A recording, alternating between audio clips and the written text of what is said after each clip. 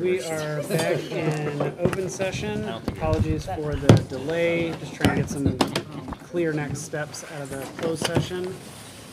So let's see. Do we have any public comment, Kathy? Doesn't look like it. Okay. So we will move into the Welcome to Central by Principal Pete Gass.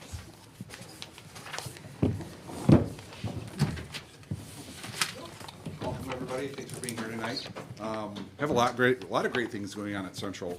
We're currently finishing our first venture into One Book, One School, reading Peter Brown's The Wild Robot. Had a lot of great activities in a joint effort by the Central PTO and members of the Central staff. It's just been a great experience. We're looking forward to continuing this opportunity for kids in the future. Obviously, we're thrilled about the approval of the campus improvements that are slated for this spring and into the summer. I think it's been a long time coming for as long as I've been here and beyond that. So I really want to thank your efforts in helping get that accomplished, because I know that it's going to benefit Central, it's going to benefit Hauser, it's going to benefit the community as a whole. And then later this month, we're bringing it back for the first time since post-pandemic. We're having the Central Cultural Heritage Celebration, and that's on February 29th here at the school that evening. We'll be celebrating right now currently 11 different cultures throughout the world. Each of the rooms is sponsored by by Central Family that's going to have presentations and things available that are pertinent to their culture. So we're really looking forward to that family event later this month. But thank you all again, and appreciate your support ongoing throughout the year. Thanks, Pete. Thank you. Thanks.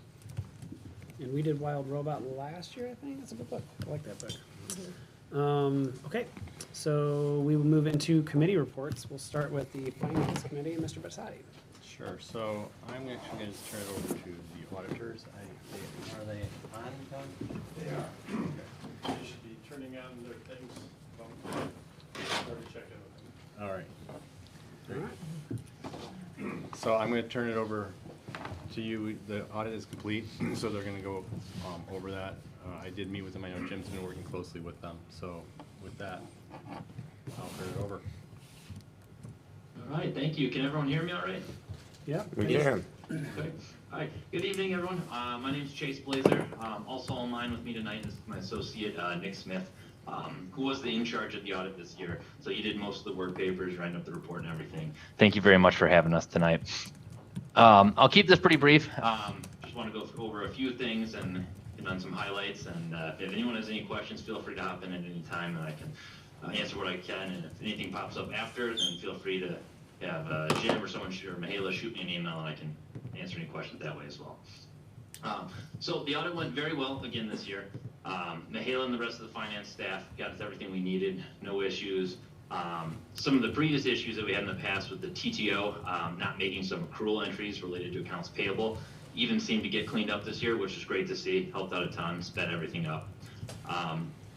No management comment letter again in the current year, which is the same as last year, which is another awesome thing to see for audits. You don't get that all the time. The single audit that we performed over the federal grant funds and everything was clean yet again this year. No findings being reported for FY23. In regards to journal entries made during the audit, aside from the various entries to correct fund balance, because there are still some things that the TTO doesn't let you guys book for the financials. Besides that, the journal entries were very similar to prior years as well, almost all having to do with either adjusting to the accrual basis at year end or just small reclass entries. There was a new accounting standard implemented for FY23, GASB 96, which is for subscription-based information technology arrangements, or SBITA is what they're calling it. This standard is very similar to the one that was implemented last year for FY22 for leases of physical equipment, except this one, as the name suggests, relates specifically to software leases. So we honestly thought it might have been a bigger implementation this year than what it actually turned out to be. After we went through and did all of our testing, we determined that no software leases were actually material, so no additional leases were required to be recorded on your guys' financial statements. Now, getting into the audit report itself, if you have a copy of it in front of you, great. If not, no worries. If you are looking at it, you'll find the management discussion and analysis section starting on page 6, which is really, I think, page 11 of the PDF. Now, if you don't have time to read through the whole audit report, and let's be honest, most people don't, I just usually recommend reading through this MD&A section. It's about 4 or 5 pages, and it's just a quick summary that hits on all the main bullet points if you're crunched for time. But moving on for that and going into the actual financial statements themselves, I'll be starting on page 18 of the audit report, which is page 24 of the PDF. Total fund balance, all the funds, as of the end of the year for 6/30/23 was right around $22 million. Which is a slight reduction from last year's ending fund balance overall, but it was a $676,000 decrease from the prior year. Now, looking at the specific funds themselves and the fund balances, when we do this, we usually like to compare it to current year expenditures, and just see like, hey, you have this much in fund balance, it really equates out to this many months or years of expenses. We really like to see these funds be anywhere from the 6 to 2 year range is kind of the Goldilocks area. So looking at that ad fund first, or the general fund in the audit report, that ended at about $16.5 million, which equates out to roughly 6 months of the current year expenditures, which is right in that period, that range that we like to see. And this is just slightly down from last year, was at about 8.5 months in FY22. O&M fund ended at about $2.4 million, which is just over 9 months of expenses. As you probably know, debt services fund is now essentially zero. I think it's been that way for a few years now, since all your debt's paid off. So that's a great spot for that fund to just be sitting at without having any debt. Transportation fund balance ended at right around $920,000, which works out to 14 months of current year expenses, which that was very similar to last year, because I know over the past couple years, I think an effort was made to reduce fund balance. I think from 2 years ago, when I think there was about 5.5 years worth of expenses sitting in fund balance. So that's been, I know that's been a focal point, getting that knocked down a little bit. IMREF ended at $750,000 in fund balance, just over 1 year expenses. Again, right in that perfect zone there. Capital projects fund is at $730,000 in fund balance. This is obviously just for specific projects and will fluctuate year to year based on planned projects. So that fund we're not usually worried about being in that 6 month to 2 year range, especially if you're trying to build it up for a bigger project eventually. Tort fund ended at $710,000, which is about 4.5 years of expenses. It's still a little high. I know in the past couple of years this has been getting spent down as well. I think it was 5.5 years of expenses last year, and then the year before that was at 7, so it is slowly working down, which is nice. Overall, though, the funds appear to be in really good shape, and the financial profile score that's indicated on the AFR has you guys at a 4.0, which is at the recognition designation, which is really good. Moving into the government-wide financial statements, which are up on page 13 and 14 of the audit report. These are the financials that you guys aren't used to seeing on a regular basis, where everything is adjusted to bring things like fixed assets and long-term debt and pension and OPEB liabilities onto the books, which normally are just expenses on the fund financials. So the ending net position for FY23 was about $50 million, which was a $3.3 million increase over the prior year. Now there's breakdowns that we have in the report here. They're on pages 16 and 19 that describe the reasons for the differences in comparing the fund financials to the government-wide financials, and I kind of hit on it already. It's mostly just has to do with the booking of the fixed assets and recording the pension and OPEB liabilities on the balance sheet for the government-wide financial statements. Overall, footnote-wise, as you get further down in the report, no significant changes from the prior year, just besides from updating numbers and stuff, everything looks very similar to in the past. Those were the main financial highlights I wanted to touch on. Does anyone have any questions on anything?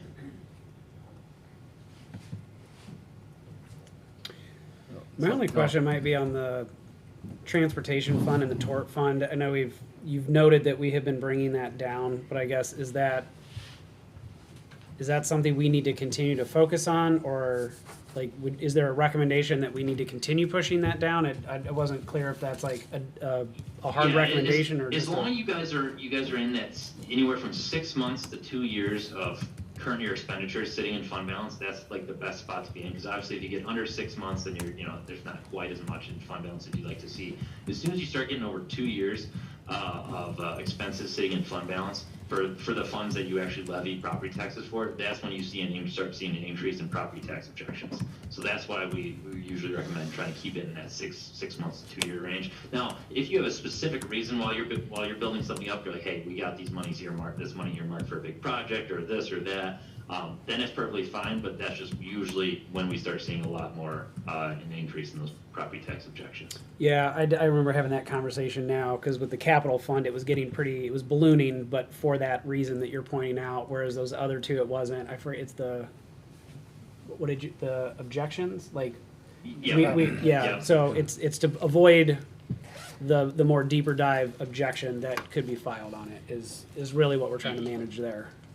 Yeah, they start coming in like clockwork. As soon as somebody sees that, hey, this district has some high fund balance in a fund, then all of a sudden you just see them start rolling in and they send them out in mass and stuff. So yeah, we'd really like to, you guys would like to not see those coming in too much. Yeah, I don't need more work. To follow up with Wesley, can you remind me, the state now has a law that allows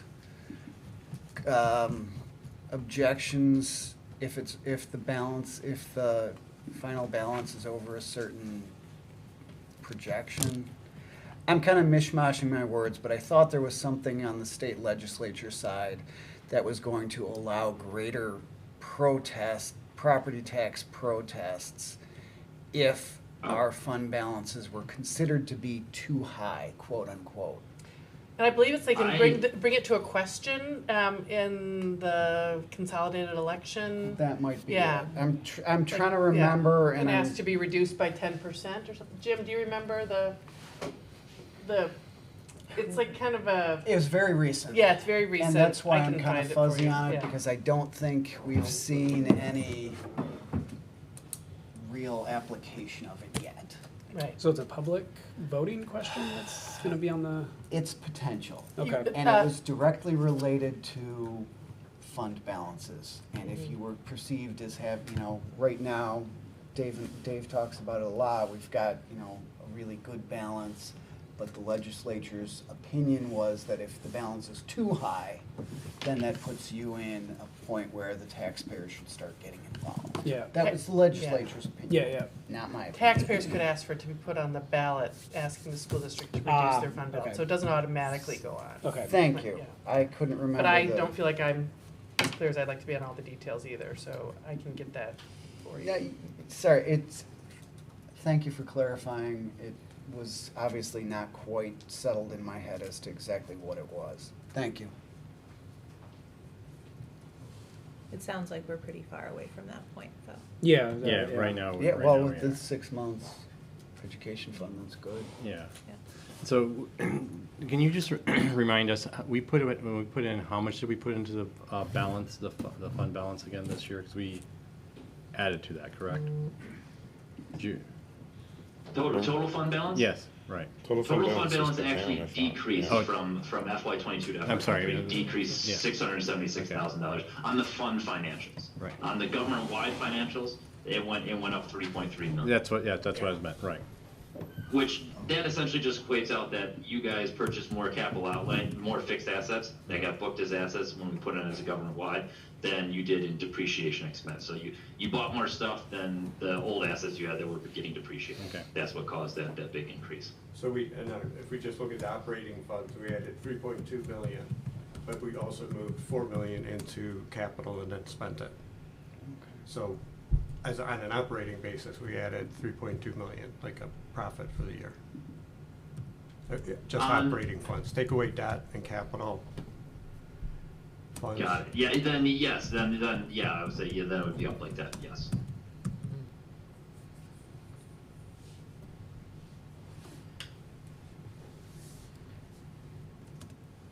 Did we, I guess the work hasn't been done yet, but did we oversupply the capital projects fund now that we have the bid that's come in for?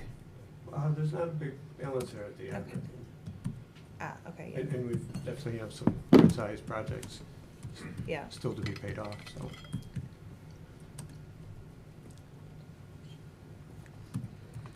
That's, that's the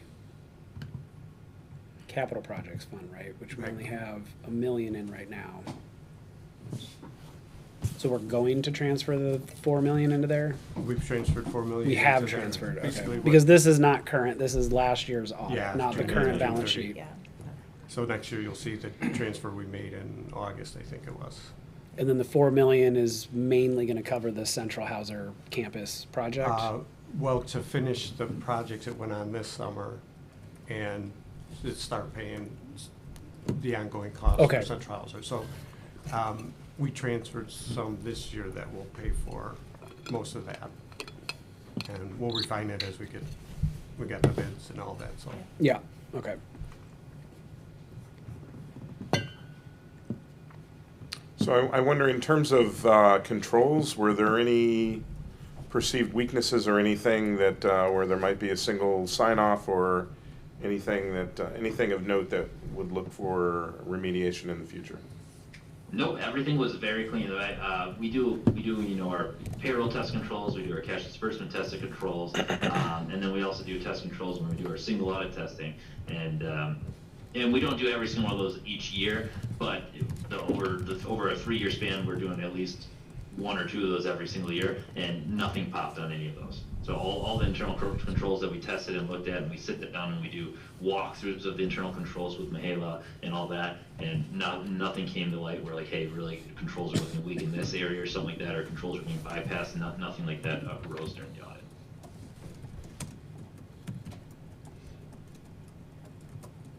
Awesome. Definitely. Anything else? Oh, no. No, all right. All right, thanks. Yeah, thank you both. Sounds like, Bye. sounds like we're in a good position, so Yep. appreciate your work. Thanks, guys. Yeah, great working with you guys. It's great working with Mihaela and Jim. And everything is always really clean, and it's a pleasure. So thank you, everyone. Have a great night. And if any questions pop up, please let Jim or Mihaela know, and they can reach out to me. I can get those answered for you. All right, All right. thank you. Thank you. Thanks. Bye. All right, congratulations, Jim, you passed your annual performance. That's All right, let me get back to the agenda. Next up is Personnel Committee. Go ahead. Let's see, so we met, when was it? Was it a week ago, I believe? Or a week and a half, yeah. So, we met at separate times, because I signed in late, that was my apologies on that. So, and I think Martha had an issue of adding to the social worker's position that was on the agenda tonight to discuss. Martha, did you want to? Actually, Nora's gonna come Oh, okay, over and great. share, I know she's shared a detailed overview with all of you in a memo form. Just So gonna I, want to review the context and the needs, and if you have any questions. That's what I'm here for. I know I've put in a lot of information in the memo, and would be happy to answer any questions that you have after reading through that. So my understanding, as we discussed on, in our meeting, was the idea of bringing in the additional FTE would be to spread the work out. The idea that Blythe Park is now a two-section school, fully two-section school. Previously, they were splitting a social worker between Hollywood and Blythe. So they're looking to have a full-time person at Blythe, and then having the person who was previously at Hollywood splitting with the early learners program in Ames. As I suppose. Yeah, the split essentially becomes then Yeah. Hollywood and early learners rather than Hollywood and Blythe, and then Blythe has a 1.0 social worker. Mm-hmm. The early learners used to be, well, they used to be in almost every building in the district. They've traveled around, but they're firmly located in Ames now. When they were at Blythe, that 1.0 social worker was able to support their needs and provide that kind of ongoing consultation, direct service minutes where needed.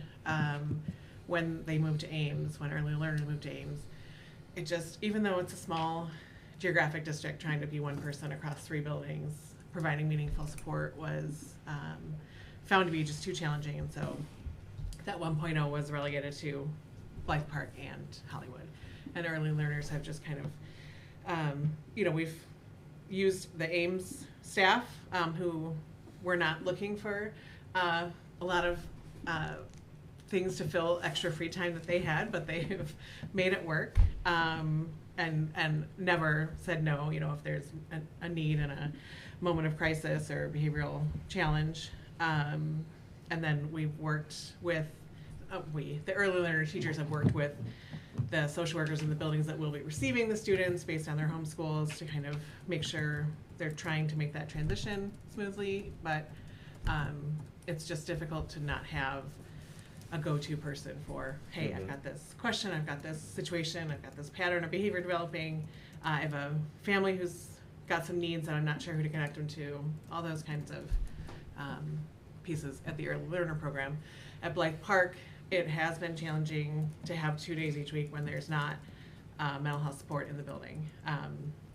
The numbers, you know, looking even historically at Blythe, when they included the early learners in their census, so to speak, compared to now when they are a full 2-section school, it's not a dramatic difference in numbers per se, but the needs of 3 and 4-year-olds are different from the needs of 3rd, 4th, and 5th graders. So it's a shift in the actual student need that we've been seeing. So I think also something worth noting is the Blythe Park person, well, I guess if you're thinking of schools in terms of size, Ames and Central are still a little bit bigger than Blythe. So I think the idea of the 1 FTE at Blythe would be covering other students in there, private school students. So we are obligated as the public school district to do those child find evaluations when they're requested by private schools. In Riverside, that's really St. Mary that we work most closely with. And right now, that is a piece that we are assigning kind of as they come up. I rotate through the social workers, but to have a go-to person in that realm as well will be just a part of that Blythe Park job description, given the slight difference in enrollment. And I guess the question I had at the time, and again, given that previously Hollywood and Blythe were splitting 1 FTE, if you take out Blythe and then you're just at Hollywood with early learners, is that enough to justify a full FTE? I believe it is, based on the increasing needs at Hollywood and the increased complexity of students that we're seeing in our early learner. I don't know why that's such a tongue twister for me, but it definitely is. Early learner program as well. I think we have the typical number of students who are coming in through early intervention and have that level of support that is indicated, but we are also just seeing more students who are struggling with some of those even 3 and 4-year-old school behaviors that our teachers were kind of used to seeing them enter the program with, you know, ability to even negotiate minor conflicts of sharing. You know, the conflicts as a 3 and 4-year-old are, they seem small, but when there's 18 of them, they can be, it can be a lot. And so we saw just an increase in the need in the classrooms, but then also an increase in the number of families that we are turning to LADSI wrap services to connect them with outside, you know, community-based resources, or help them establish some good routines at home. That need that really has been increasing over the time that we've had this early learner program. And I actually had sort of the opposite question where we had the conversation about EL, given the high focus on mental health, you know, as we discussed trauma responsive schooling, et cetera, like, is this actually going to be enough? Or in a year we can say, hey, Hollywood needs their own FTE. I also recognize the 0.5 FTEs are a difficult hire. So I guess I'm kind of the flip side of that question. Is this enough? Could we see this changing just as quickly with the needs that we've been seeing? I would say, you know, at this point, the population of Hollywood numbers-wise is pretty limited. It's pretty, stable, thank you.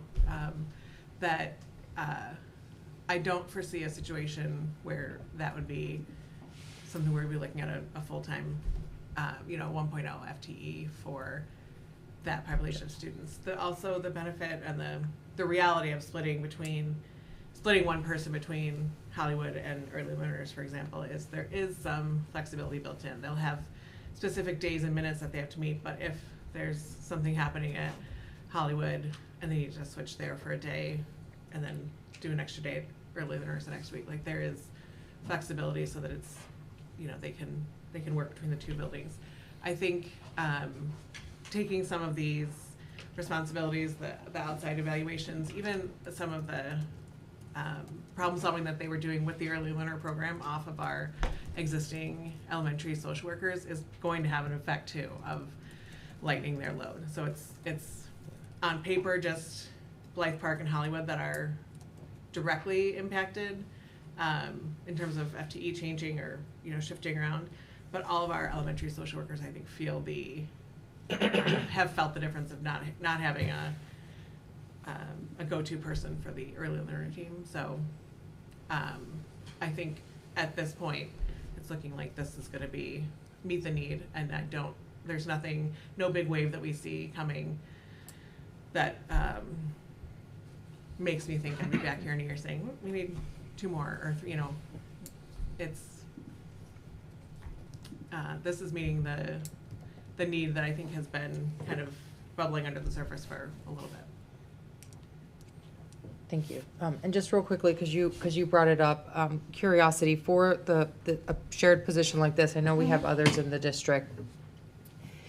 Outside of there being a need to spend time at one school over another, what is like a typical schedule? Do they spend mornings in one school, afternoons in another, certain days at one school? I can't speak for all of the itinerant staff in the district. For this role specifically, it will be full days because of our morning and afternoon preschool sections. So Yep. they couldn't do, it would prevent them from being kind of splitting the days, splitting every day. That being said, I know like right now when they split between our social worker who's between Blythe and Hollywood, she does mostly full days, but some days if there's meetings in one building and it's a day she's usually in the other, she might split. But typically it's just easier to do and more consistent for kids too, to be like, I saw her, I know she's here today, but why isn't she here? You know, to know like, oh no, Tuesdays are vestibule days or whatever. 2 questions. I think one is simple, one is probably more detailed. Might need to be deferred. Remind me how many students we have in ECE right now? In ECE, we have 6 sections. Okay, yeah. 4 of them are blended, 2 of them are standalone special education. So in those 2, we are, I say all these numbers with hesitation because we have. I'm not going to quote you on Yeah, it. no, that's what I'm trying to say is I can't remember. Activates my brain. I'm like, oh yeah, I've got 3 LADSI meetings coming up, but we're right about 15 for the 2 for total for those 2 special ed sections. Going to be at 20 before the end of the year. Okay. We and know then- that those additional children are coming in. Yeah, through early intervention, through we've got 2 that are starting soon. We've got 3 more meetings that are coming up. Those were all have been on the radar. They're. You've been talking to the parents for a while. Yeah, we're in conversations for sure. The blended classrooms, each of the 4 sections is about 12 tuition-paying students and about 6 to 7 students with IEPs. So it's about a 2/3, 1/3 ratio for each. Okay. And the other question, which I think is probably bigger just to your overall, and probably needs Martha's, how much is requested by by St. Mary's basically? Is there a lot or? You know what, it varies, but it's increasing. I would say it's driven by a couple of things. We have an existing pool of students over there who we know have been evaluated in the past for IEPs, have been found eligible, and we're required, just as we are with all students, to reevaluate them every 3 years to see, are they still eligible? We don't write them IEPs because they don't have those services there, but it's keeping their eligibility.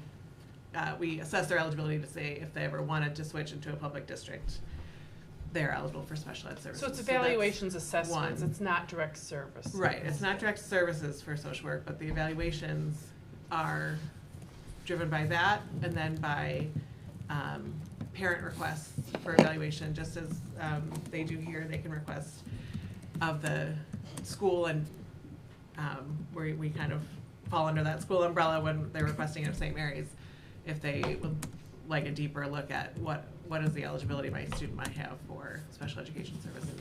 Those have been increasing, as they have in all of our buildings. There's a lot more parental access of private therapists, private evaluations, et cetera, which is great. I could not be more thrilled than parents are, and that the world of therapy is opening up for a lot of families. But it does then drive an increase in the evaluation and consideration of evaluation that we're required to do. And I'm hearing in your voice, maybe I'm hearing too much, but it's probably increasing similarly what we're seeing in our own buildings. Yeah, and so at St. Mary's, that percentage has always been lower than our own buildings, just by nature of being a private school. But I would say it's increasing. Similar rate. Mm-hmm. Thank you. Mm-hmm. Any other questions? I've been trying to stay quiet. You know, this is a hot You're button topic fine. for me. So, is one additional social work the only thing we need across the entire special education program, or are we just honing in on this one specific role that we have? This was the most immediate need, I would say. I don't, and I don't say that saying, oh, I'm definitely thinking that we need 6 other things that I'm just not saying yet. I will say the principals are really fantastic in terms of keeping me up to date, in terms of what are the trends they're seeing, what are the needs they're seeing, what are the changes they're seeing in their student population. I'm obviously, I'm talking to staff, meeting with SPELT every month, hearing, checking the pulse basically of where are the needs and how are we covering things right now. This was the most immediate, and there's no other area right now that is in obvious need of additional support. Okay. Go ahead. I was just saying, paraprofessionals is an area that can fluctuate Yeah. based on a unique student move-in, a student who might need a one-to-one. Like when you look at the audit report, that's a more fluctuating number than maybe others, but Yeah. that's different than a certified staff position.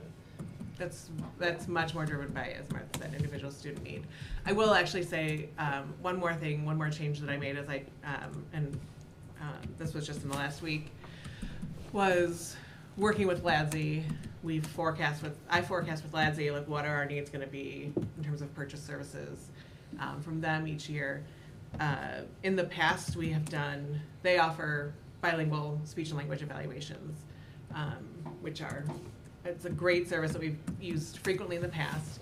We've used it much more frequently this year, to the point where in talking with them, I asked, would it make more sense to just say, we're going to need a half day each week of bilingual speech language support. Most of that is going to be evaluation, but it also then makes that more predictable for us in terms of what the overall cost is, because we just have that time built in. And then if we have time that we're not using for evaluation, we can bring them in to say, hey, I've got this student, this is how I'm working with them, is there something else you should be doing from that bilingual perspective too? So that's the other change, but it's not a cost change, it's just a way that we're accessing it and being more predictable about this is the support that we have. Your comment on the the assessment piece of it was one thing that was in my head, and I noted in your memo you specifically appreciate the evidence-based funding. I did not read the entire 58-page document yet. Right. I might get around to it. I will see. But you did note in here this was done a decade ago, and it does not account for the recent nationwide data suggesting an increase in mental health needs. And I can just say, I can feel it just talking around the neighborhood and being in the schools. And I just took a phone call the other day about, hey, I think I need to get my kid assessed for this thing. How do I go about this process? And it just feels like there's a ton more of that I've experienced in the last 5 years, but I don't know how to translate that into what's actually happening. So it's the fact that you noted it, it sounds like we're feeling it too. And that's kind of where some of my core questions are coming from of, just with the EL thing, like Stephanie was like, are we making sure that we're trying to stay ahead of the waves? And I think it seems to me like that stigma, I think what I kind of heard you say, I'll say it a different way, is like that stigma around mental health is kind of going away. And part of how I look at it is, I think back of when I was a kid and all the kids bouncing off the walls and everybody's like, oh, they just can't sit still. I think today that turns into a medical diagnosis, which then possibly turns into a 504 and IEP. So it's not new, it's just we're assessing it and evaluating it differently. So I'm just curious, like, are we going to, like, we're going to continue seeing that impact, I think, right? I don't think it's going to slow down. We are. I think one of the things that we're looking at is how do we continue to educate the entire community about what is the process of 504 and IEP services in a school. What are the standards we have to meet as a school team? Because it is very different from a private evaluation and even private services. So we are seeing more interest and more requests come in, and we are working to educate on this is a request for an evaluation, but in order to move forward with this, we would need to be having data in the school setting of an educational impact of something that's being affected by something that's happening outside. We specifically with the social worker role, there has to be a school-based goal and a school-based need versus the role of a more traditional private therapist. So there is an increase, but I think there's also an opportunity for some education in terms of what is special education and what is data that would require or that would suggest that these accommodations are needed in a school setting versus what is a private evaluation and things that a student is working on that it's okay to be working on but doesn't require specialized education. Yeah, there's a big difference between those. That's not very clear to most people. So yeah. So it is definitely an increased need that we're feeling, but I'm always balancing if we are, I and not myself, not only me, all of the directors that I'm in touch with too we're constantly balancing increasing FTE to meet a need for evaluation or trying to educate around, is this evaluation really necessary, and doing our due diligence of saying school-based evaluations are a more specialized request, and the answer is not always yes, there has to be a school-based evaluation. So it's a balance for sure.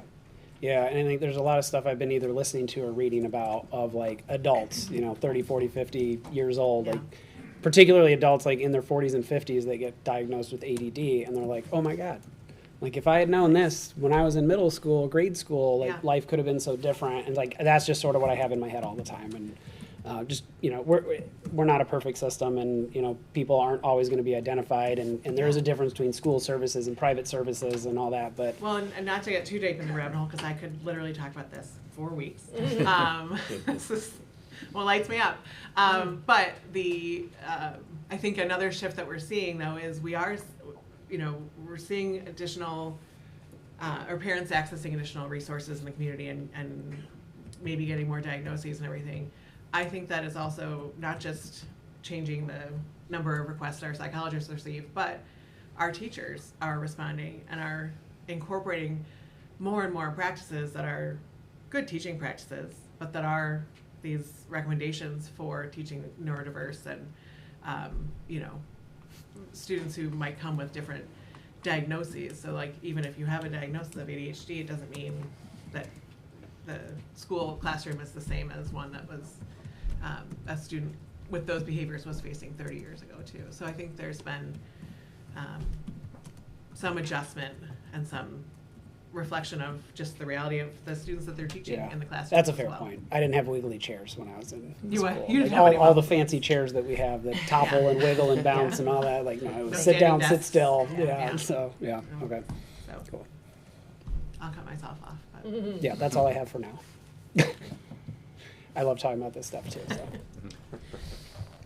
Anybody else? Okay. Thank you, Nora.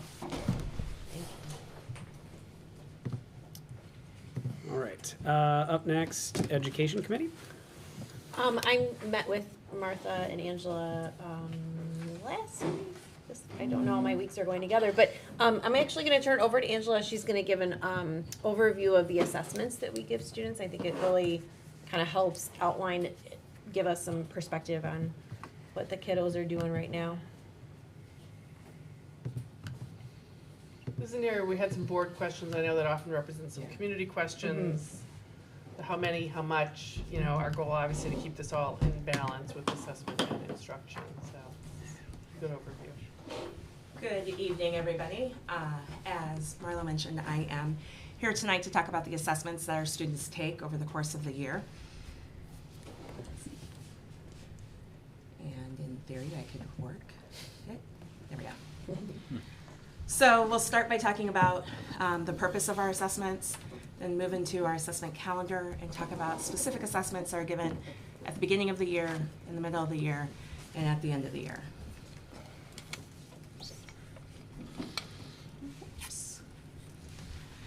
So the assessments are an integral part of our instruction. They determine whether or not our goals are being met. So our goals as district goals, you know that our KPIs include some assessments that we give. Our goals at the building level, as well as goals classroom teachers have for their class as a whole and their individual students. Our assessments impact our decisions about placement for students, curriculum resources that we utilize, and any instructional needs students might have, whether it's for further supports or even enrichments. We ask ourselves often when we're looking at our assessment data, are we teaching what we think we are teaching? And are students learning what they are supposed to be learning? So looking at our grade level standards to ensure that they're learning what is mandated that they learn through the state common standards. And then we just look at, is there a way to teach this subject better when we're looking at our data? The assessment calendar is located online. If you go to the curriculum instruction page, there's an assessment tab that will take you to this calendar. It's updated every summer for the upcoming year, and it tells you during which months we take which assessments. So in the beginning of the year, we use these assessments as baseline assessments. They tell us how are our students doing when we start the school year. We give them in August and September, and we give them right at the beginning of the year because they are going to help us determine what supports and enrichments are needed for students. When we give these assessments, it's about a 2-week time frame for whether it's at the beginning of the year, the middle of the year, or the end of the year. It's about a 2-week time frame to assess. That includes ensuring all the classroom, all the students are able to take the assessments, but also providing time for any makeups that need to be given if any students were out when their classes were taking the assessments. Following that 2-week window for assessments, we have about a week where we're looking at that data, analyzing that data, and determining looking at how our students are performing, and then determining whether or not added supports are needed through our MTSS process or if enrichments are needed. And then we have our data meetings within that week following the 2-week assessment window where we talk with the specialists, the reading, math specialists, social workers, psychologists, and then the grade level teachers have meetings throughout a day or two to talk about the students at every grade level. The data is shared and teachers look at it across the district. So if I'm a second grade teacher at Central, I will be able to see how my kids fell among all second graders in the district. But then we also talk, how are my students doing at my school? How are my students falling in compared to all the students at my school? And then the teachers are aware of their own classroom data too, so that they know where they need to, how they need to address student needs at the classroom level too. So at those data meetings, there's a lot of comprehensive talk about student needs, whether or not they need to receive Tier 2 or Tier 3 supports or enrichments, how principals and specialists and interventionists can help support the classroom teachers and their needs. And then we talk about when students might receive those supports and enrichments, what days of the week, how many days a week, all of those types of things. So we give the assessment so early in the beginning of the year because now we're at 3 weeks into the school year. And then we start those services at that 3rd to 4th week of the school year. If we waited to give the assessments till, say, mid-September, then we're talking about students who need supports, not receiving supports until, say, mid-October, right? So we want to give the assessments right away at the beginning of the year, see where our students are starting, know what our baseline is, and then continue on. You see here the assessments that we give at the beginning of the year. We have the Access Screener, the Assessing Comprehension and Communication English State to State. That screener is only given to new English language learners in the district. It's not the assessment that's given to all of our English language learners. It's just given to new English language learners. They are assessed in reading, writing, speaking, and listening, and the screener is a short assessment compared to the actual test that comes later on in the year. The screener is a short assessment, 30 minutes for kindergartners, 45 minutes you can see for 1st through 8th graders. We give the iReady diagnostic assessment, kindergarten through 5th grade, which coincides with our iReady classroom mathematics curriculum. So teachers use that data to then determine their small group assignments with their iReady math instruction. We give FastBridge, Fontes and Pinnell, and the NWA MAP assessment as what's called a universal screener. And a universal screener means everybody's going to take it so that we can see how everybody's doing. And then that's the data we use to determine our MTSS Tier 2, Tier 3 supports. So if anyone qualifies for Tier 2 or Tier 3 supports, they would have some data or assessments that would be digging a little bit deeper into what their specific needs are. FastBridge assesses a number of different reading and math skills, depending on the grade level. At the primary grade level or kindergarten grade level, it might be in reading things like letter sound, onset sounds, nonsense words, print concepts, things like that. At the 2nd through 5th grade level in reading, they do a curriculum-based measure in reading where they read a passage at grade level, read it for a minute, and then that assessment will tell them such things as words correct per minute, total words that were read, their fluency, their accuracy rate. That's the information we get from the CBM, the curriculum-based measure for reading. And then in mathematics, our primary kiddos take individual assessments in areas like, our kindergarten first grader take individual assessments in areas like number ID, matching quantities, taking a number and breaking it up, so decomposing. If I have the number 5, I can decompose it into 2 and 3.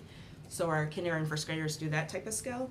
And then our 2nd through 5th graders take written assessments, a written assessment on process assessment in math, which is multi-step word problems at their grade level. And 2nd and 3rd graders have 10 minutes for that assessment, and 4th and 5th graders have 15 minutes for that assessment. And then they also take an automaticity assessment, which is computer-based, and they get 4 minutes for that, and that's just testing their math fluency at their grade level.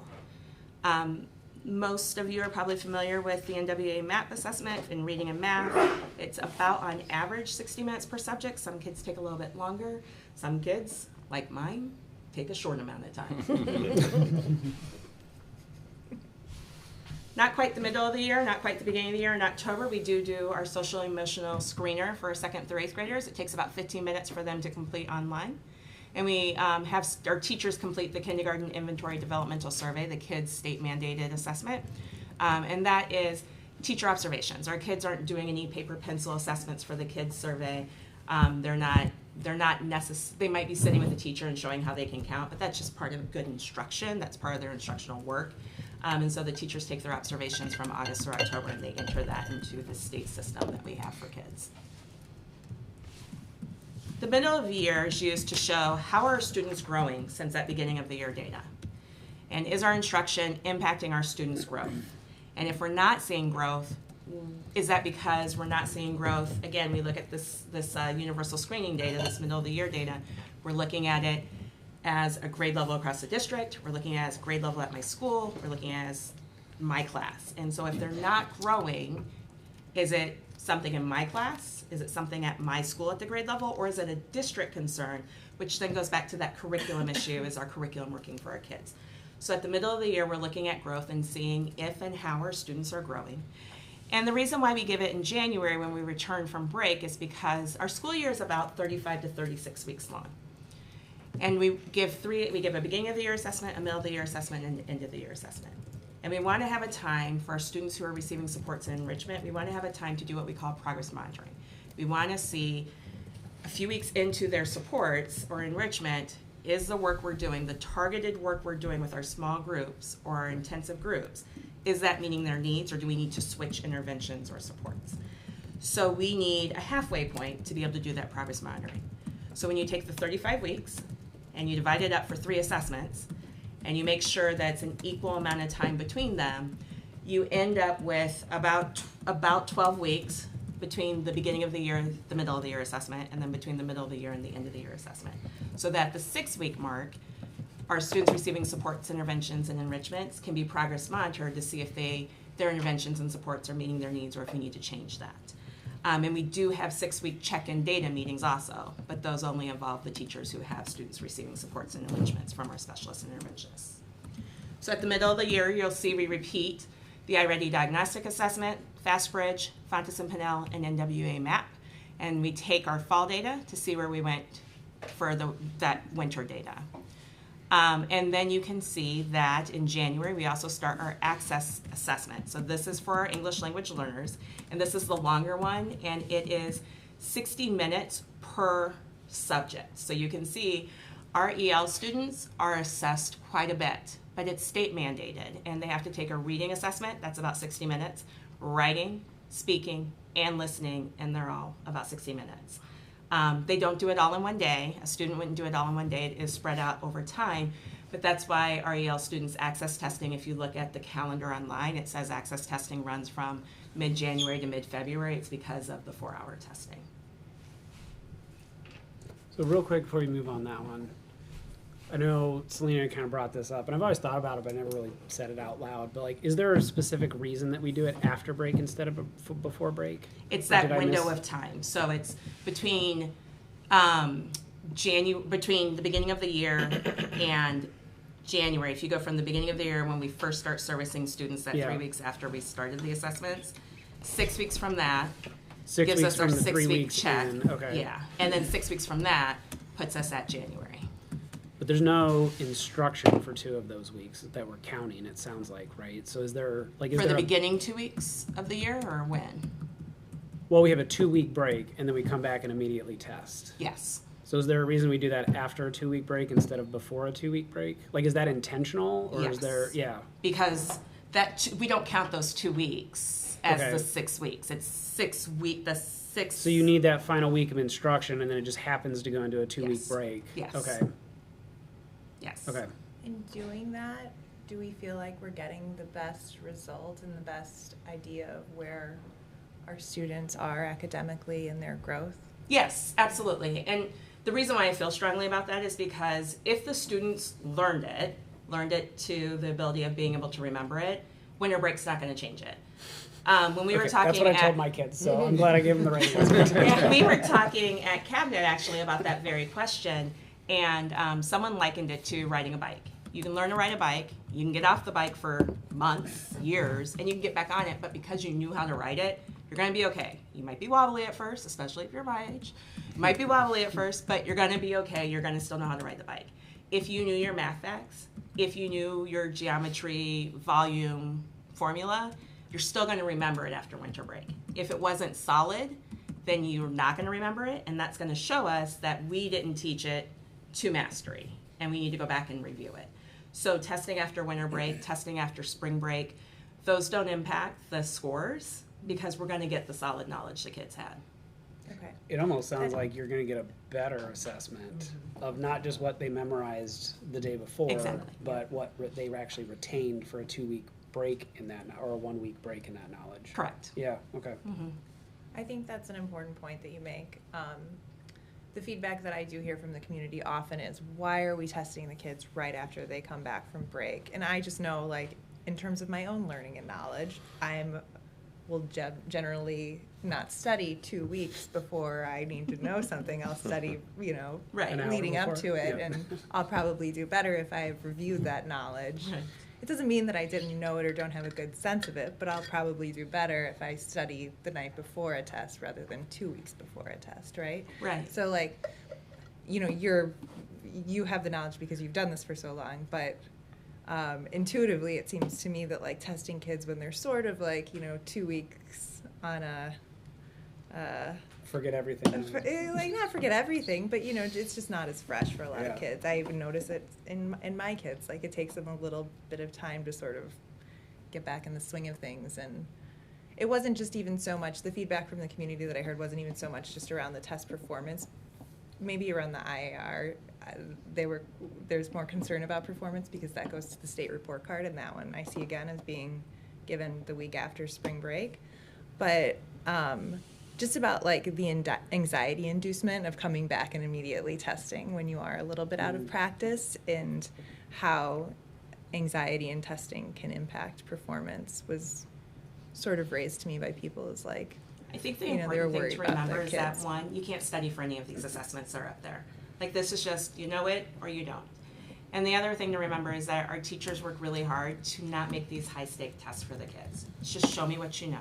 This is just so I know what you know, so I know what I need to do to teach you. Yeah. So if it's a matter of brushing cobwebs off, it's okay, right? And as you'll see, if you read the assessment letters I send, I don't even read it. We just got the MAP letter, and I'm like, oh, is that a great letter from your director of teaching and learning? And my husband's like, yeah, I didn't read it. But in the assessment letter, it does say, like, this is just one piece of information in a point of time, right? So yes, your kids might not have the cobwebs, might not be dusted off from that break, but their teachers also know them, right? And it's not, this assessment doesn't make or break placement. It's just one piece of information that informs our instructional practices, that informs how we support our students. We're also looking at how are they performing leading up to winter break. We're also looking at how are they performing as we're teaching as well on different formative assessments. When we're talking to them, we're having dialogue, or they're doing a quick quiz or an exit ticket. All of those pieces are telling us what our students know. It's not just these assessments that we're taking. I do think that's a critical point to continue repeating, and I think it kind of goes back to your comment, Dave, a while ago about when we were setting the KPIs for Goal 1, Objective 2, and it's like, these are just goals, and it's just an assessment of how you're doing in this point in time. It doesn't mean you're failing. I mean, maybe it does, but like, it doesn't necessarily mean you did a bad job. You just didn't hit the mark. And I just had that same conversation with my son 15 minutes before I arrived here today. He was all freaked out about some test tomorrow that he wasn't going to get a good score. I'm like, who cares, man? It's just, then we'll figure out what you didn't know, and then we'll study, and you'll know it next time. But he just was all worked up about it. So. And that was my message to my high schooler, right? Like, it's okay if you didn't pass it. We'll look at what you missed, and we'll review it, and it'll be okay. We'll probably retake it or make test corrections. So that's the same thing here. These are just a point in time. These are just a piece of the big picture for your students. There's so much more that goes into us figuring out who your kids are as learners. Yeah, no, I get that there's, you know, it's not just down to data, and there's a more comprehensive view of a child that we view in order to decide what interventions need to be made. And so for the MAP, I get it. I'm curious for your perspective on the IAR though, because Let's talk about that in a second. That's So, one where it's not a comprehensive thing. Not quite a middle of the year January assessment. We have our February, March assessments. That includes that access assessment is still happening for our English learners. Our 3rd and 5th graders take the cognitive assessment test, the COGAT. That's 9-10-minute sections. And so if you have a 3rd or 5th grader, they're actually in the middle of that now, or they started that this week. And usually how that works is it's a verbal battery, a nonverbal battery, and a 3rd battery that is blanking my mind at the moment. But they usually do a battery a day. So kids will take 3 10-minute sections a day. We do the social emotional screener again, and then the Illinois science assessment is for 5th and 8th graders, and that's one assessment that's about 60 minutes long on average. And that science assessment is done, the window for that is 2 weeks before spring break. So the 5th and 8th graders take that 2 weeks before spring break. What is the point of only 5th and 8th grade there? Like, is there like an age thing that goes with that, or there's what? It's just, I do know. It's the end of elementary school by the state standards, and then the end of middle school before you start high school science, and then it is science sophomores, I think. Sophomores or juniors that take it then also. 11th graders. It's 11th graders that take it. Okay. So then what would be considered the end of the year assessments, April and May, are looking at our fall to spring growth, how our students grew over the course of the year, And did our instruction again impact our students' growth? I'm going to skip that first line, just show you again, as we're looking at those end of the year universal screeners, same assessments as before, the iReady, FastBridge, Fontes and Pinnell, MAP. Those are those repeat assessments from the beginning and middle of the year. And then you see at the bottom a curriculum-based measure. That's our assessment to see if our curriculum met our students' needs. And so 3rd through 8th graders take that in reading and math. It's about 45 minutes per subject.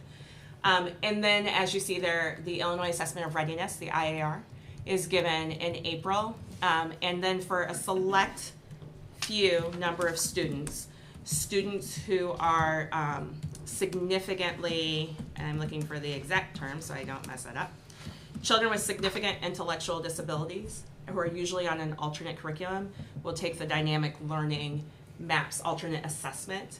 That is a very small number of students who take it. In the time that I've been in this district, no more than 1 or 2 students have taken it in a year. So it's a very small number of students. Everyone else does take the IAR. So why do we take the IAR in April? The state gives us a window for the Illinois Science Assessment and for the Illinois Assessment of Readiness. And that window is mid-March through mid-April. We are compared, we know that our IAR scores are compared to other schools across the state. So we want to make sure we utilize as much instructional time as possible. So we don't want to take it before spring break because there are other school districts then that are taking it in April, and they have that extra 3 weeks of instruction that we wouldn't have if we took it before spring break. So that's why we don't take it in March of the window. But the state's window closes around the 20th or 21st of April. And just like we do with our 2-week window assessment, we give 2 weeks to assess for IAR. And we actually need that full 2 weeks, especially at the elementary level, because if you think about the IAR, for those that know, have had older kids run through already, there are 3 assessments in math and 3 assessments in ELA. And we give 2 assessments, on average, we give 2 assessments a day. We give 1 in the morning and 1 in the afternoon. So a 3rd grader spends about 3 days testing. And if they're there all 3 days, that's great, but if they miss a day or 2 days, we've got to do makeups. So we need the full 2 weeks, the first 2 weeks of that last 3 weeks of the window, to be able to get the assessments done so that anyone who's not around, we can use the last week to get the makeups completed. Because if students don't take the test, that's counted against us. So we want to make sure our window allows for makeups to be completed. So we can't push it back any further.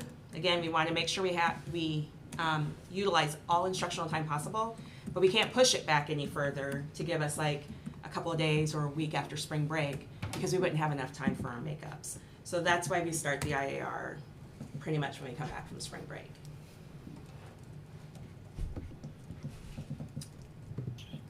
And then just some final thoughts. The data from state mandated kids assessment is 1 time a year for each cohort of students. So it's not really usable data for us, but it's a state mandated assessment that we have to do. So we do complete it in October. The data from the state mandated IAR and ISA is often received the following summer and fall. So we utilize that data, but if I'm a 2nd grade teacher, I no longer have those students once that data comes. So that's more of a global picture of how our students performed and how our curriculum's working for our students, and then also talks about like where, helps us have conversations about where might we need to shore up some of our instruction for the next group at that grade level, but it's not actionable data for our teachers. The actionable data, the data our teachers are able to act on throughout the year, are those universal screeners. FastBridge, MAP, iReady Diagnostic, Fontes and Pinnell, and then the spring curriculum-based measure. Those are the things that we're able to act on and the teachers appreciate, and that we continue to utilize even in our Empowered Teams PLC work, looking at data to have conversations about how we can continue to support our students. So that's our assessment calendar, the assessments we give, why we give them, and when we give them, and why we give them when we give them. Any questions? Sorry, I don't know, these slides make me a little sad. It feels like, so I get that the state mandated, et cetera. It feels like so much testing for our kiddos, so much for our educators and our teachers. But some of that aside, not to belabor the point on the timing of tests, just a question for clarity and then a comment. If memory serves, right after winter break when we came back, my daughter, who's in junior high, took MAP testing that week, like Tuesday. But my son, who's in elementary, took it the following week. Is that accurate? It was like Probably. week one. So like I even saw a difference in that, like her coming back and then the Tuesday of break taking it versus my son having like a week to kind of settle back in and then, take it the subsequent week. So if even just one additional week, even if you're not teaching to the material because they should have learned it before break, like just getting back into that academic mind frame, illnesses, whatever, people late from their vacations. I just wonder if the extra week universally would help. It worked for your son because his class, for whatever reason, the principals and the teachers plan their schedules. So you saw your son at elementary get a week. But not all elementaries Correct, because of the schedule. Gotcha. So Okay. there are grade levels that might have started testing that Tuesday. I know the principals work really hard not to have testing the day we get back. Okay. They at least try to start the second day or third day after we get back. So there are some grade levels that do start that first week at elementary schools, while other grade levels might wait. There's an added bonus in Hollywood in that our second graders don't have Chromebooks, so we have to share the Chromebooks and make sure we get a class set to second grade. So a grade level loses their Chromebooks while they share with the second graders to take the MAP assessment because it's on a Chromebook and an iPad. There's this added bonus at Hollywood when there's 4 classes testing with second grade for MAP. You can put it off a little bit longer.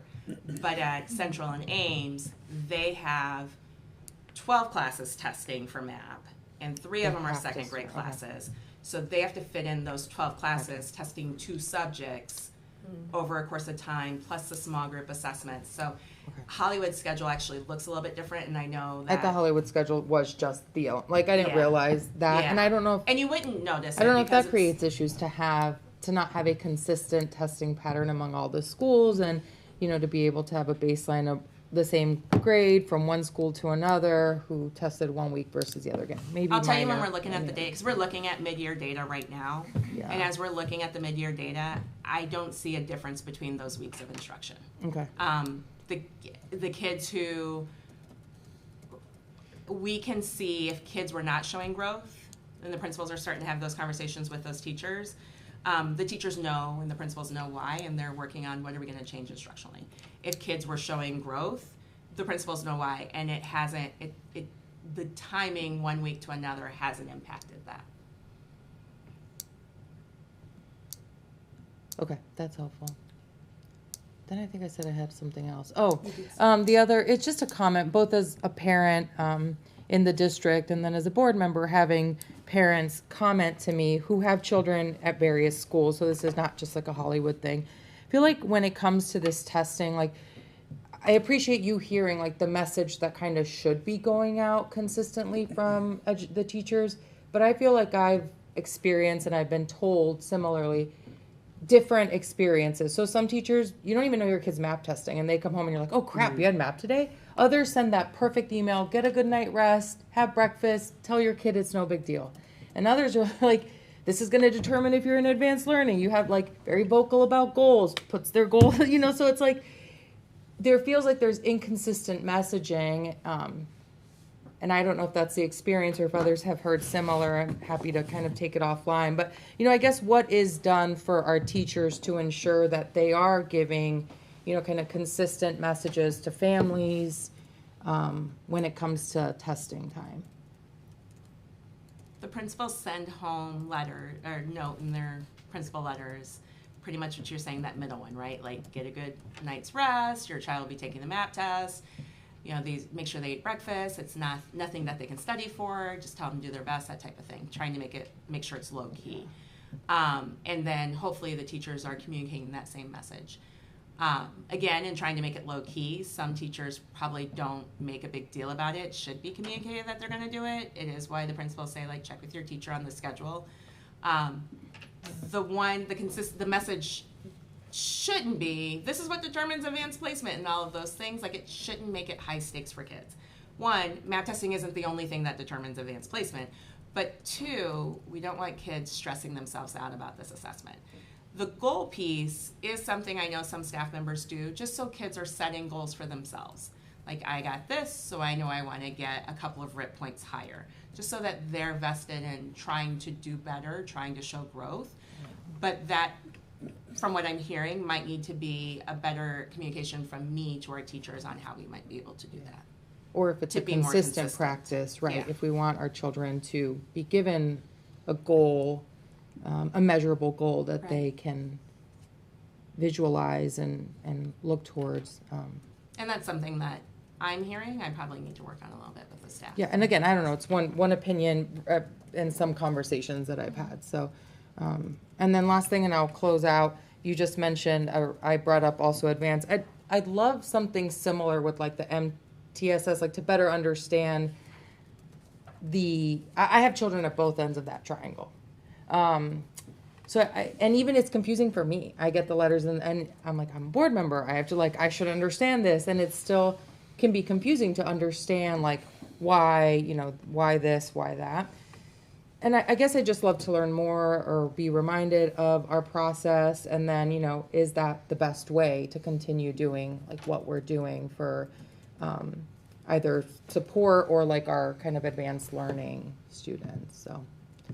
Yeah, A blind so spot for me. I kind of hear that maybe a And again, conversation that's around one. I'm MTSS not might sure be if good, anybody right. else would And we benefit. can talk more about that and see if that's something that the whole board is interested in. We can work on that.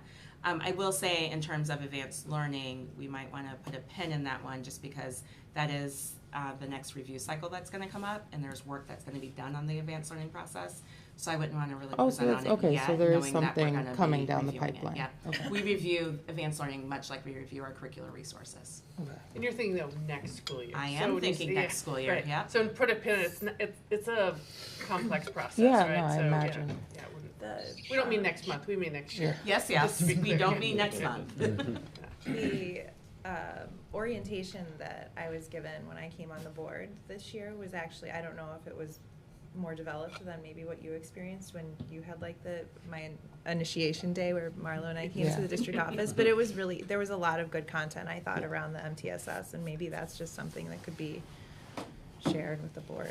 I I think. want to say you. I did that the when you- same, but it's just like, again, more of like, I have probably, or as a brand new board member, okay, was okay, a it's lot like of information information. overload. No, So I would now say- I see it through a different Yeah. lens, and like now that I'm a more established Yeah. board member, I'm like, I know what better questions to ask, and but maybe it is more tied into the curricular review. This is what we've done. Here's what we're thinking we need to do, or we're going to continue doing it because it works.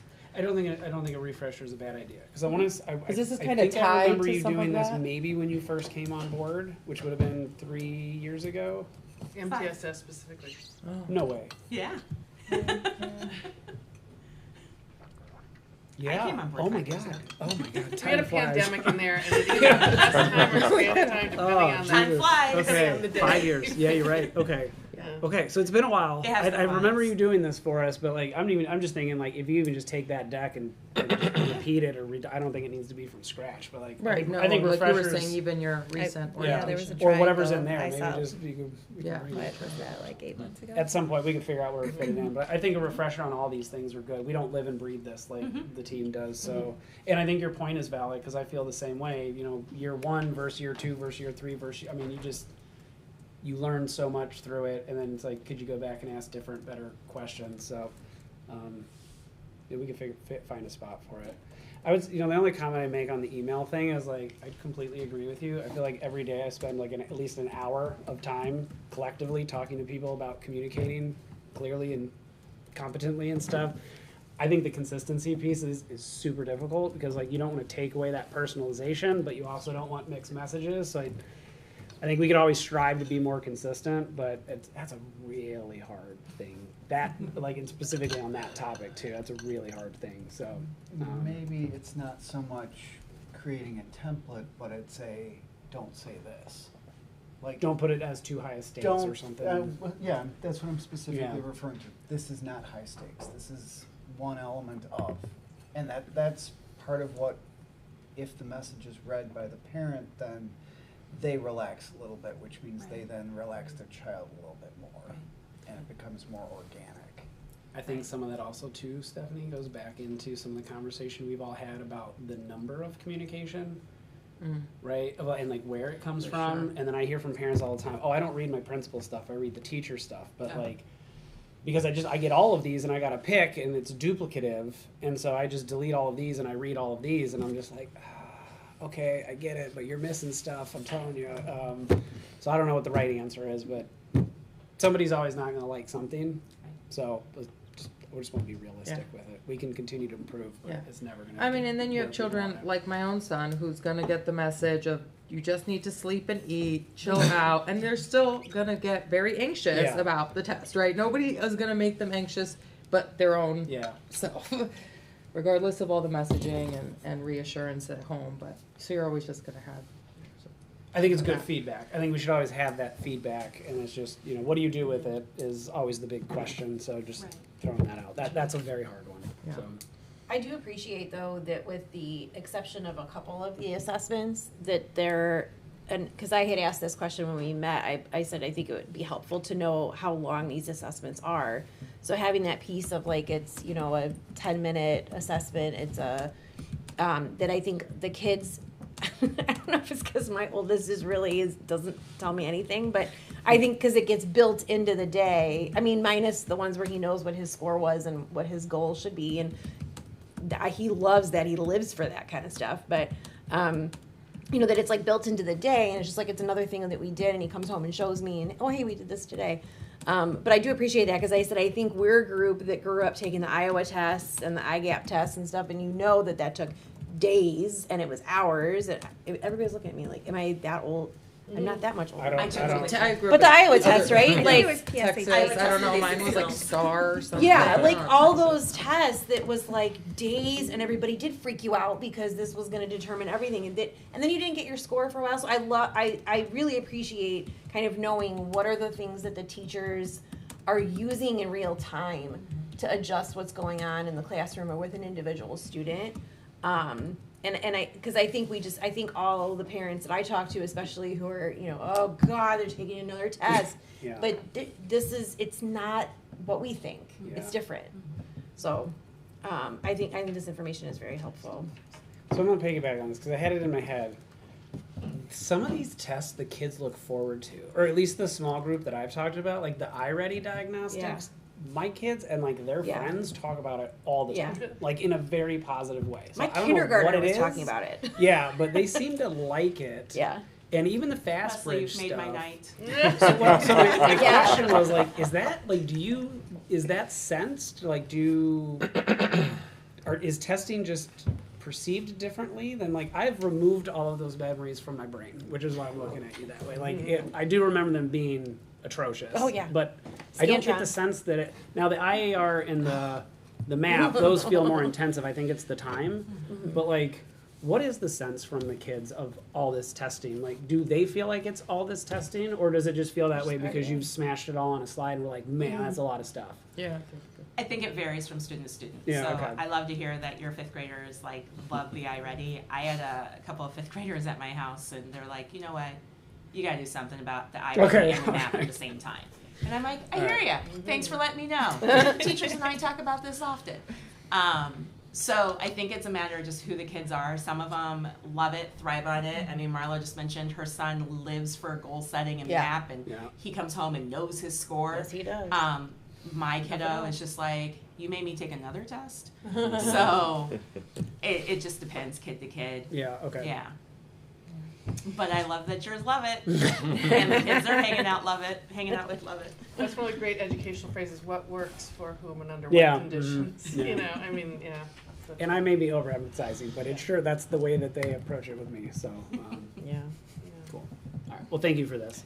I did have a question ahead, though as well. So I guess when you were talking about, I think it was the science part where there's a month-long window from mid-March to mid-April, but it sounds like the majority of districts kind of backload it to the end to take advantage of that extra instructional time. So given all the different windows and different expectations, I'm wondering, Would most other districts have a calendar that looks pretty similar to ours in terms of testing, or do ours vary to any degree? Many districts will put their assessment calendars online, but it varies from district to district who does and who doesn't. But I think what you're really asking is, do you think most districts give the same number of assessments? Not so much that Is that it's what you're asking? published. Well, given the same number of assessments in the same general timeframes,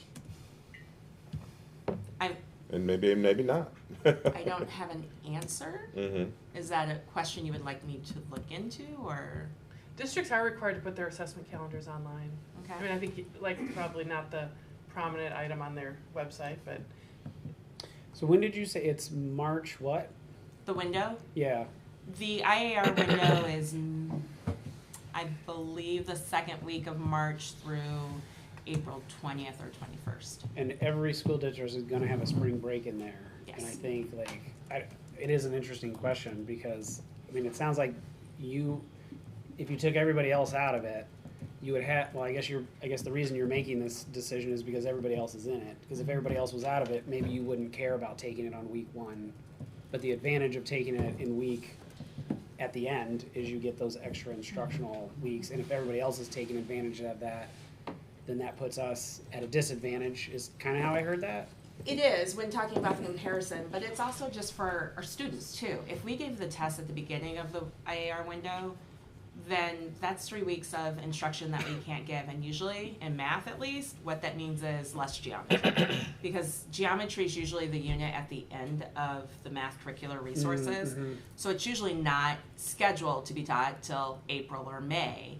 But what teachers end up doing is changing it around, changing the units around so that they can get that in March. But if we gave the assessment in March, something would get taken out of instruction. So even if you did not have the comparison We would issue, still we would still wait want till to April. because you would literally be taking a test on stuff you've not even learned. Right, and we want to Okay. maximize our instructional time for that IAR assessment. Okay. I don't know, It's super, Do super others- helpful, thank you. Mhm. It's a lot of Mhm. information that I think will be helpful to take back to people, and I'll have a good answer for them now when they ask me, Glad I could why help. am I taking the math today? do we So- want any additional assessment on like timing stuff to Dan's question, or I don't want to ask Angela to do something that I don't know how Agreed. time consuming I that see a would lot of be, people but, shaking their heads no. okay. I mean, it sounds like regardless, like it's still an advantage for our students because we're giving them the knowledge they need in order to Absolutely. get a good score on the test. Okay. And it looks like the way that this proposed school calendar looks, that we might be in a better position in the next school year. You're trying to jump ahead. I wait for if that's a segue, we can do that. But I usually wait until after you approve the calendar to set up next year's assessment. Oh, okay. I take that into Noted. consideration. Putting together my thoughts. Any other questions on the assessment part before we move into the equity proposal? Okay, why don't we transition to that? and Perfect. We'll hold that thought for the next topic. So as part of our strategic plan, goal 2, learning environment and culture goal, which is cultivate a safe, secure, and inclusive learning environment that is responsive to the evolving needs of each student.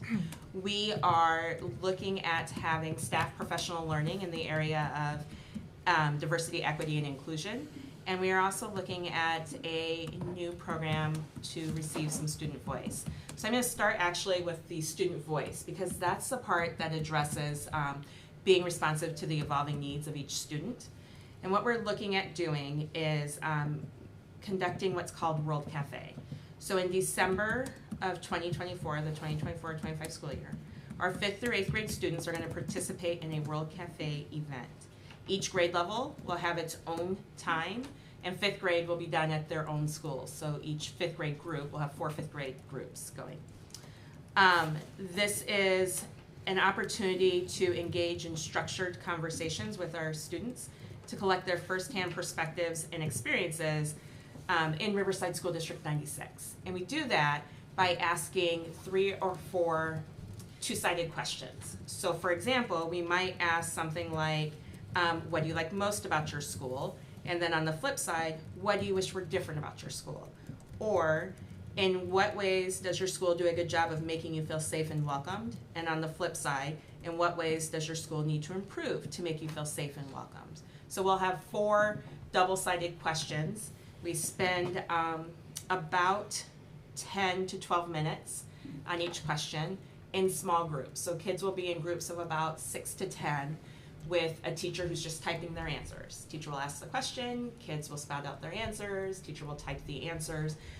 Every student at a grade level participates. It's not a select number of kids. We're not looking for a representative number of kids. We will pull 6th graders at a time. They'll all go into their 6 to 10 small groups. They'll be pre-assigned. And it's random assignment because we don't necessarily want them with their friends, but we don't want to prevent that either. Just a random assignment, sit, chat, answer questions. And then following 6th, 7th, 8th, and then the 4 5th grade groups, following all their World Cafes, Dr. Dubiel, who is the person that the administrative team worked with for our diversity, equity, and inclusion series, professional learning that we just wrapped up as administrators, Dr. Dubiel is going to synthesize all of that data and put it into themes, and then provide suggestions on next steps based off those themes. So very excited to hear from our students about their experiences in District 96, and we'll be doing that work with Dr. Dubiel in December. For staff professional learning, we're going to have our staff members go through the 9-session series that the administrators just went through. We just wrapped up our last session last week. And so we found that very valuable as administrators, and we'd like our staff members to now participate. So they'll participate in that 9-session series. We'll start at the April half-day session this school year. So this April, that half-day session, 2 hours of it, will be sessions 1 and 2 of that series. And then our opening institute day will be sessions 3 and 4. Our October institute day will do 5 and 6. And then our February institute day of 2025 will do 7, 8, and 9.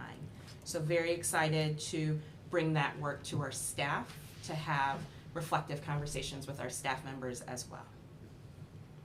Any questions for me about the equity proposal? For the people Dr. Dubiel brings in, does she have more than just herself there? Is it multiple of her staff? It's just her coming, but she'll work with our staff at our October Institute Day. She'll do the 2-hour session on the diversity, equity, and inclusion piece. And then we're gonna spend an hour training our grade level teachers and our support staff members. And it's actually our teachers and support staff members who are sitting with the students typing their answers. So she doesn't bring anyone with her, it's all our manpower. So just out of curiosity, how big are those small groups generally? 6 to 12 kids. Okay. Mm-hmm. And when will we get the result? At the end of the school year? I'm sorry. So she's gonna distill all this data Yes. or this feedback and Yes. present it to us. Like, when would we see the presentation or? That is what we'll work out when we're talking about the committee of the whole calendar and agenda. But I believe in the contract, I don't remember if she says dates to be determined or not, but I believe it could be ready by January is what I think was in the contract, which means we could present February, March. The presentation we do, I would like to make sure it has what our next steps are, not just her recommendations, but what we want to act on, so that we're providing the board information on what our next steps are, not just these are ideas of next steps. Yeah. So it would also, yes, she'll have the information by January, but I want to have time to work with the building leaders on what we're going to do with that information. In her experience in working with districts, is this something that's kind of like a one and done, something that you integrate every year? I mean, I love the idea. I was even thinking about it. I know it's only limited to 5th through 8th, but alongside when the students are doing the 5 essential surveys, just because they're being more reflective on their experience with this, with their environment in school. But yeah, I guess my question is this just something we would be doing one time? Is this something that she recommends as an ongoing practice? School districts, she said, have done it both ways, one and done, great, have our information, then they move with that. and then some have done it ongoing. That's going to be something we're going to have to decide as a leadership team, along with any board input, on how we want to move forward. We are currently in year 3 of our strategic plan. 4, Yeah, year 3 Three, of our yeah. strategic plan. So that might end up being part of our conversation when we're talking about a new strategic plan as well. So That's good. there'll be time for us to talk. Once we have the data, we see how it goes. We'll obviously talk about how did we like it, what worked, what didn't work, and even do we want to do it again? And then we'll make that decision together as a group. Yeah, and it's not really, or at least I'm assuming based on everything I've been doing over the last decade or so, it's not like repeat every year. Right. It's a continuation type thing. So I really hope we don't do a one and done. Like our Right. strategic plan, you know, the whole thing was like, don't just put it in a binder and stick it on the shelf. Right. It's going to be a complete waste of time if we don't expand it and continue it in whatever capacity that looks like. But yeah, man, talking about time flying, you're going to be done at the end. By the time you're done with this, we're going to have to move into strategic planning. So I guess the timing on that is really, really good. But yeah, okay. And, you know, we had talked about like a broader equity action plan work, and there were really 2 key elements that seemed most pertinent. And one was professional development for the adults, which our administrative team has participated in, as Angela said, now moving it to our staff. And then really the other part that really was coming out from our own professional development among our administrative team was that the importance of student voice and wanting to move that more quickly. So this idea of the World Cafe and getting student voice and student feedback feels critically important to all of our leadership team is really the group that's made this decision. But it doesn't mean that the World Cafe is the strategy to repeat. Yeah. It might be that based on what we learned from World Cafe, she has another idea. Like she's talked about other ways that you bring student voice into your student, into your buildings, right? And Right. so this might be one way to get it started, and she might have other ways, to continue to work with us. So Correct. Great. I like that idea of it's going to unfold. And I mean, student voice is important to us in other ways, but we've looked at really, honing in this way, and we're excited about this possibility. I want to say Dr. Dubiel, was she the one on that? Yes. The She's the thing one that I did your school Yeah. board association session. Yeah, which I thought was, yes, that's right. And because and it was a very high level conceptual thing for 2 hours, but I did like her approach to it. I have seen this done very, very poorly. Yeah. And I've seen it done very, very well, and kind of a mix in between. And I've read the horror stories that people go through. I've seen some.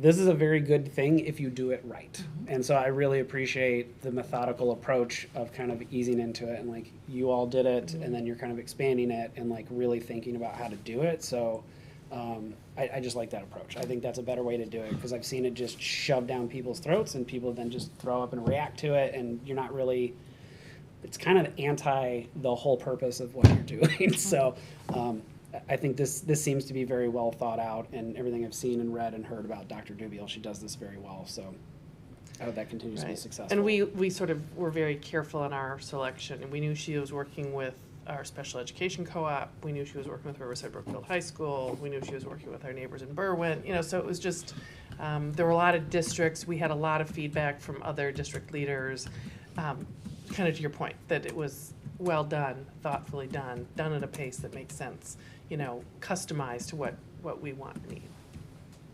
So that was the reflection from our leadership team just today, that people Absolutely. really felt that her messaging, her approach really resonated with our team.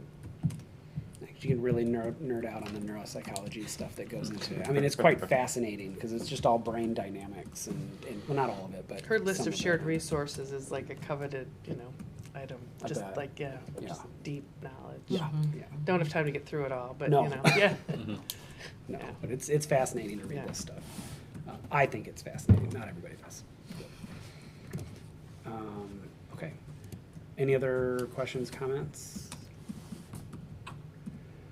All right, let's talk about that school calendar. Let's talk about school calendar. So after we had brought the Jeff calendar to the board, the concern of the last day of school being on Monday was heard, and so we went back to the drawing table and worked with the REC to come up with a few ideas.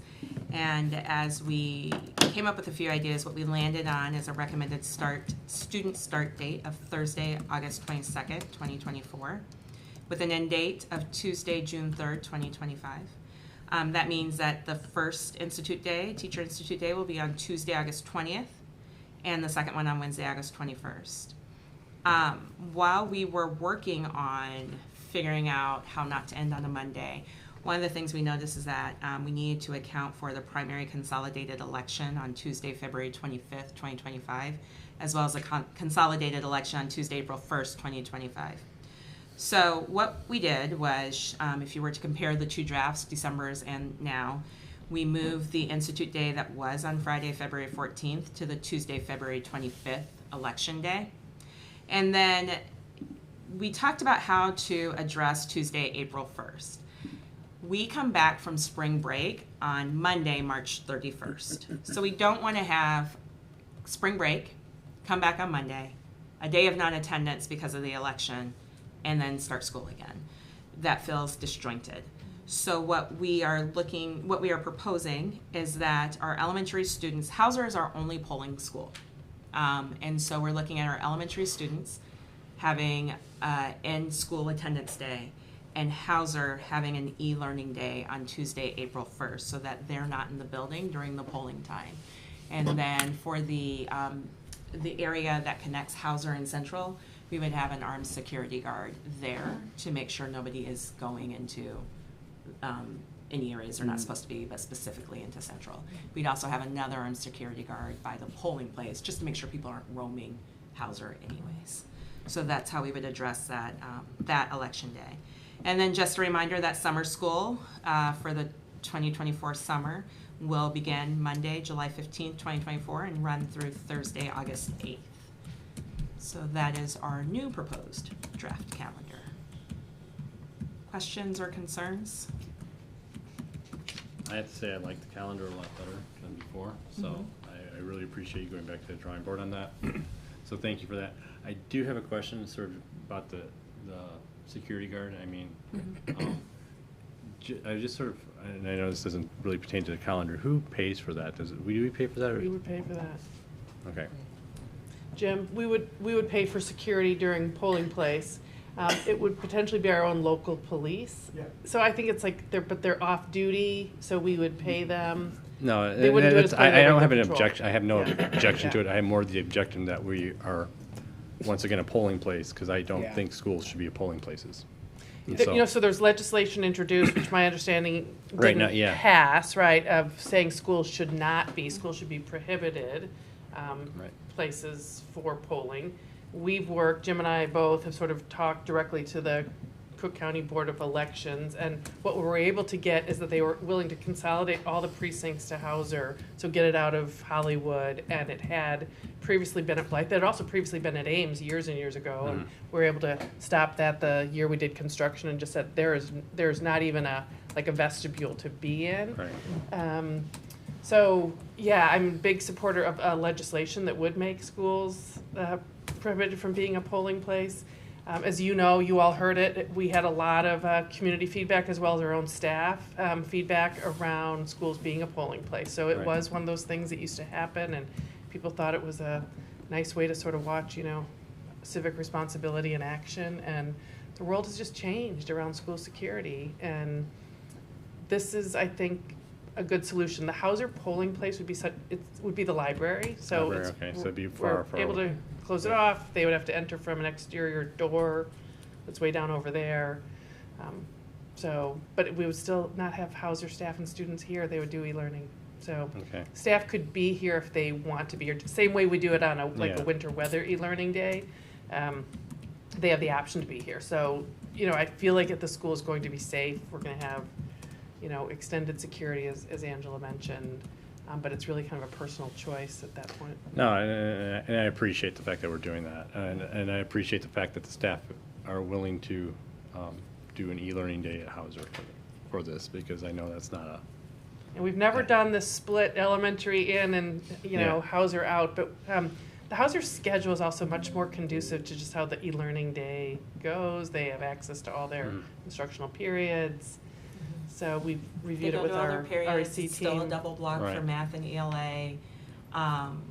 So it's more conducive for the older kids than if we were to do it for elementary as Yeah. well. The only comment I'll make is I was really hoping we would end on May 30th selfishly. And I just kept looking at it going, I don't think it's gonna happen. I think this is good. Yeah. With all the like the weird challenges that you have in with, the Tuesday, November day off and then the election day and everything, so I was selfishly hoping that too. I didn't see that happening. But, you know, I'll take it. because I was doing my own assessment going, it's not gonna happen. Yeah. But, you know, third's good. Yeah. All right. Thank you. Thank you. Well, thank you. Thank you. Oh, but you were gonna tell us about, okay, so now that we're giving you this direction, then you're gonna plan the Yes, testing now- thing, just to yes, tie that back together. yes, Yeah, okay, So now I go back and start working on next year's assessment calendar. gotcha, okay, thank you. Thank you. All right, then, let's see, Mr. Marhol, do you have anything for us on facilities today? Not right now. We All have a right. meeting scheduled for March Okay, 18th. and Ms. Gunn, anything on policy? Nothing on policy. All right, Wait, what? We got all of our press stuff. We didn't Yeah. punt that last one. We were able to decide it at our last regular business meeting, so great job. it never drizzles anymore, it's just when it rains, it pours. It's Good. a large packet or it's nothing. Okay, and I'm gonna guess no additional public comment. I don't see anybody here. Okay. Future meeting dates for the next couple of meetings will be February 21st, 2024, regular business meeting, 7 PM in the Hauser Auditorium. March 6th, 2024, Committee of the Whole, 7 PM in the Hollywood Multipurpose Room. And March 20th, 2024, regular business meeting, 7 PM, the Hauser Learning Resource Center. And with that, this meeting is adjourned.